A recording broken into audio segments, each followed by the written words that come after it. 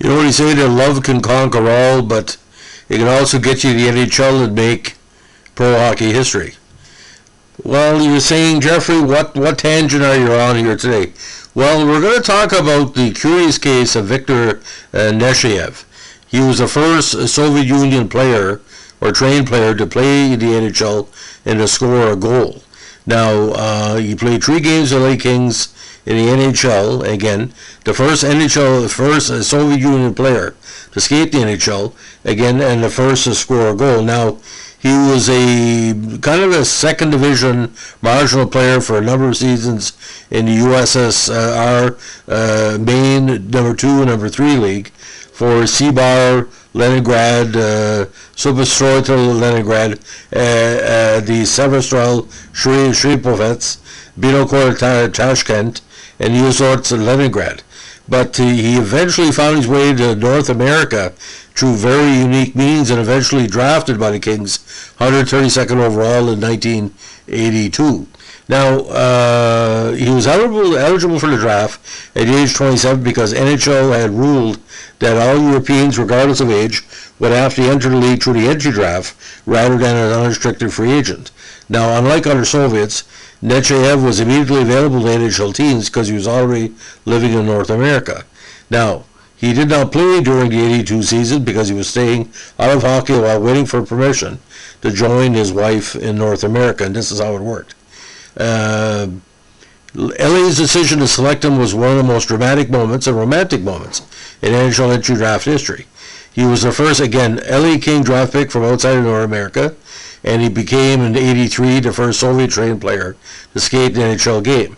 Now, at the time, it was still virtually impossible to get players out of the communist USSR, but he would prove the lone exception of his era. Now, born in Serbia, Nechayev was not one of the Soviet Union's top players, and not even played on any national team. He was a 27-year-old, 9-year Soviet hockey veteran who had found his way out of the Iron Curtain by marrying an American graduate student from Atlanta. Nechayev's wife, Cheryl Hagler, was a Yale graduate student studying abroad in Leningrad in 1980 when she fell in love with him, at the time he was playing for the local hockey team. Now, still in the Soviet Union, Hagler had married Nechayev within a month of meeting him, but her visa expired shortly after the wedding, and she was forced to return to the States, where she took a job at a Boston accounting firm. Now, for the next 2 years, she worked through legal and political channels to get Nechayev out of the USSR. She finally achieved her goal in April of '82, but in an ironic twist of fate, Nechayev's cousin, Serge Levine, was an aspiring TV producer already living in LA when Nechayev reached Boston. Levine, a former Soviet sports writer, told the Kings about his cousin, suggesting he might be able to play in the NHL. In fact, Levine was already on the road to a career as a sports agent, using his cousin as his first client. Levine later on would go on to represent numerous Russian hockey stars, including Pavel Bure. Now, by '82, he knew how to negotiate, and his sales pitch convinced the Kings to take a gamble. The team flew Nechayev out to LA and watched him skate at a rink in Culver City, California. He passed the audition, even though he spoke no English and could only communicate with Kings GM George McGuire and head coach Don Perry through his cousin Levine. He told the Kings he was sure he could compete at the NHL level once he got into shape. Now, he began his '83 season with the Kings AHL affiliate in New Haven, and he finally made his historic NHL debut in LA's October 16, '82 game at the Islanders, or New York Islanders. And he also became the first Soviet-trained player to score a goal when he achieved that feat during LA's October 17 game at New York Rangers. Now, after the Kings' October 20, '82 game in New Jersey, the Kings returned Nechayev to New Haven. Thinking he belonged in the NHL, maybe because of the bright lights, he refused to report back to the minors. On October 22, '82, the Kings dropped Nechayev from their active roster, classifying him as an unsigned draft choice.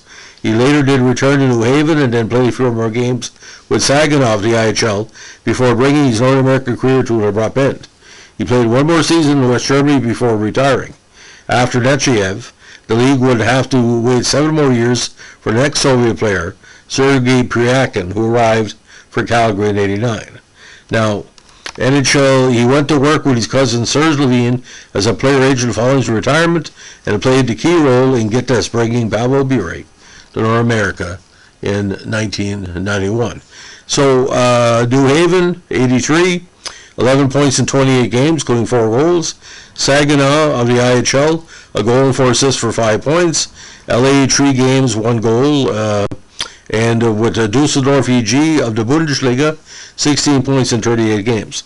So his USSR totals for the main division, 11, 5, 16, 58 games. Second division, 28 points in 100 games. So again, his claim to fame, he did it for love of the game, love of his wife, love of his new country.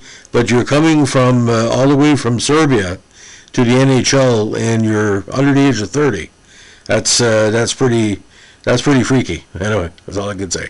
So, ladies and gentlemen, if you like what we're doing with our podcast channels, give us a like, comment, or subscribe.